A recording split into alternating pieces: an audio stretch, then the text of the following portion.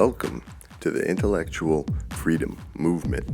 I'm your host, Harvey Dent, and today I want to go through the victims of the borderline shooting because there seems to be 3 victims that had no pre-existing coincidental tie to any entity involved in the shooting, and basically are left with no story and no family, not to mention no one to collect from the victim fund for them. Let's get to the people that we know have connections, starting with the easiest slam dunk first. Miss Tamara Housley from Napa, Pepperdine freshman, murdered.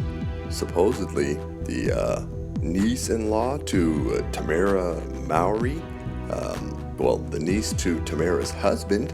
Both Tamara and her husband coincidentally went to Pepperdine, which, if you didn't know, was a Churches of Christ, aka a Jesuit school. Oh, and by the way, her husband was also a Fox News reporter. And if you didn't know, mainstream media reporters lie.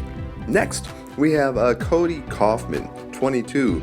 Really wasn't much on him. His dad did a number of interviews, said he was going into the U.S. Army. They started a GoFundMe for him. Aside from the GoFundMe started by the Rotary Club for Borderline and the Ventura County Victims Fund, they've raised $38,000 of a $40,000 goal. Daniel Manrique was a U.S. Marine, and I guess you could say he was a nonprofit organization, regional program manager for veteran mental health. Ironic, he was killed by a veteran with mental issues. On to Telemachus Orfanos, who had to have had the most coincidental relationship to this shooting. He was a survivor from Las Vegas, a former Navy SEAL, and his mom screamed to everyone that she doesn't want any more guns. She also doesn't want any of your damn prayers. Stay tuned to the end so I can show you why. Now, Justin Meek had a few odd connections. He was a former student at the California Lutheran University and was either a bouncer or a promoter at Borderline. Well, there was a news article that came up saying that he had his GoFundMe paused. They pulled the article. I found another article, checked his GoFundMe, and he's at $14,000 of a $5,000 goal. Now on to the other Borderline employees, which sadly didn't get any love at all. Poor Kristen Morissette didn't even get an age, no family or friend comment, and she was a cashier at Borderline. Later, the story would be updated to her being 20 years old, but still, no other information. Mark Mesa didn't even get a damn picture or an age.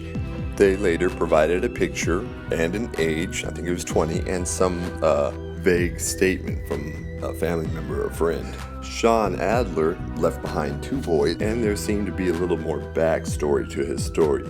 Now that's all the people that had connections prior to the shooting. We will look deeper at those connections right after this.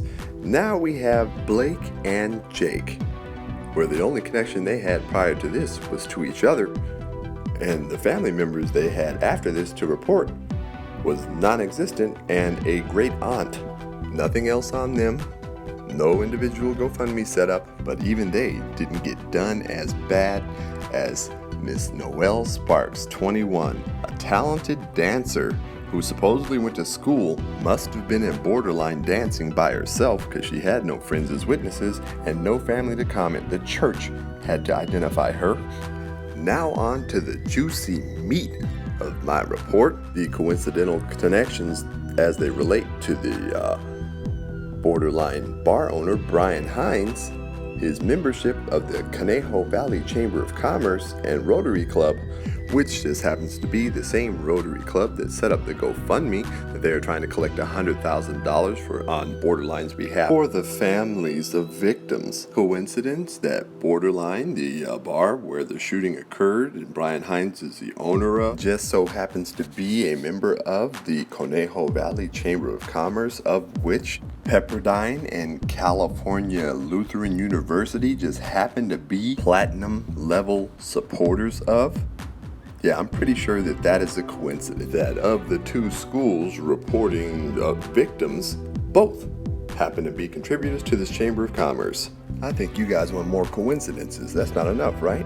Is it a coincidence that 4 employees of Borderline were killed? 2 of which have no real story except before they worked at Borderline. It's probably also a coincidence that the Ventura County Community Foundation has also started collecting donations for a fund, starting with a $100,000 donation from Amgen, which just happens to be a silver level contributor to the Conejo Valley Chamber of Commerce.